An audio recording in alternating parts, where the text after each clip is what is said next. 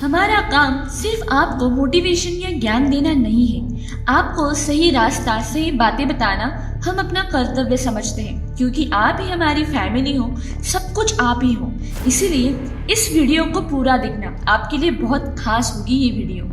हमारे घर में बेटा बनकर, बेटी बनकर, दामाद बनकर या बहू बनकर कौन आता है? जिसका तुम्हारे साथ कर्मों का कोई लेना देना होता है वही आता है। एक फौजी था, उसकी माँ नहीं थी, बाप नहीं, शादी नहीं, बच्चे नहीं, भाई नहीं, बहन नहीं, वो बिल्कुल अकेला ही था और अकेला ही कमा कमा के फौज में जमा करता जा रहा था। तो थोड़े दिन में एक सेठ जी जो फौज में माल सप्लाई करते थे, उनसे उनका परिचय हो गया और दोस्ती हो गई। सेठ जी ने कहा, जो तुम्हारे पास पैसे हैं वे उतने के उतने ही पड़े हैं, तुम मुझे दे दो तो मैं कारोबार में लगा दूं, तो पैसे से पैसा बढ़ जाएगा, इसलिए तुम वो मुझे दे दो।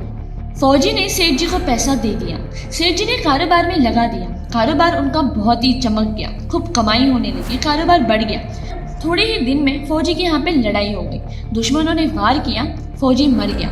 अब सेठ जी को मालूम हुआ कि फौजी मर गया, तो सेठ जी बहुत खुश हुए, उसका तो कोई वारिस तो है नहीं, अब ये पैसा देना किसको है? अब मेरे पास पैसा भी हो गया, कारोबार भी चमक गया और लेने वाला भी नहीं रहा। तो सेठ जी बहुत खुश हुए। तब तक कुछ ही दिन के बाद सेठ जी के घर में लड़का पैदा हो गया। अब सेठ जी और खुश हुए कि भगवान की बड़ी दया है, खूब पैसा भी हो गया, कारोबार भी हो गया, लड़का भी हो गया, लेने वाला भी मर गया। तो सेठ जी बहुत खुश थे। सेठ जी का लड़का बहुत ही होशियार और पढ़ने में समझदार था। सेठ जी ने उसे पढ़ाया लिखाया। जब वह पढ़ लिख कर बड़ा हो गया तो सोचा कि अब ये कारोबार संभाल लेगा। लेकिन थोड़े ही दिन के बाद बच्चे की हालत बहुत खराब हो गई, बच्चा बहुत ही बीमार पड़ने लगा। अब सेठ जी डॉक्टर के पास, हकीम के पास, वैद्य के पास दौड़ रहे हैं। वैद्य जी उसे दवा खिला रहे हैं, बट दवाई का कोई असर ही नहीं हो रहा है। डॉक्टरों ने भी खड़े हाथ कर दिए कि इसका इलाज अब नहीं हो सकता, आप इसे घर ले जाइए, ये बच्चा 2 दिन में मर जाएगा। तो सेठ जी बहुत दुखी थे। फिर रास्ते में जब वो घर जा रहे थे तब किसी इंसान ने उनको बताया कि हमारे पड़ोस में एक वैद्य जी हैं, वो बहुत ही अच्छा पुड़िया देते हैं, तो पुड़िया खाती है तो मुर्दा भी खड़ा हो जाता है, तो आप इसके लिए ले आइए।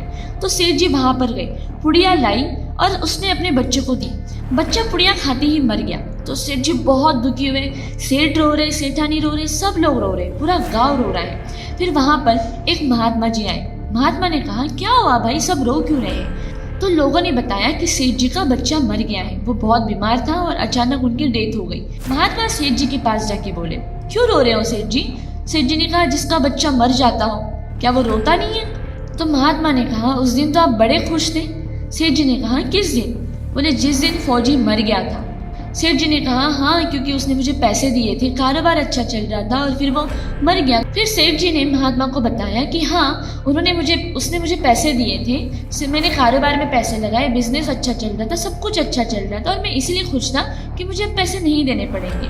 तो महात्मा ने कहा, ये जो बेटा बनकर जिस बच्चे के लिए तुम रो रहे हो ना, ये वही फौजी है, ये वही तुम्हारा हिसाब लेने के लिए आया था, ये अपना सब कुछ लेन देन करने के लिए तुम्हारे घर में पैदा हुआ था। तुमने उसके जो पैसे लिए थे इसलिए वो बड़ा हुआ, तुमने पढ़ाया लिखाया, बड़ा हुआ, डॉक्टर को पैसे दिए, सब पैसे उसके उसमें चले गए, तो उसका हिसाब सब कुछ पूरा हो गया। थोड़ा जो बचा था, वो जो वैद्य की पुड़िया थी, वो उसमें भी पैसा चला गया।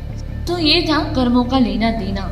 वो अपना कर्मों का लेन देन करके वो वापस चला गया, तो अब रोना क्यों? तो सेठ जी को सब समझ में आ गया कि कर्मों का लेना देना कैसे होता है, कैसे इस सृष्टि में अपने आप सारी चीजें होती हैं, घूम फिर के हम जो भी करते हैं, घूम फिर के वो हमारे पास आती है। इसीलिए कर्म करते समय हमेशा ध्यान रखना चाहिए कि हम कैसा काम कर रहे हैं, हम सही काम कर रहे हैं या गलत काम कर रहे हैं।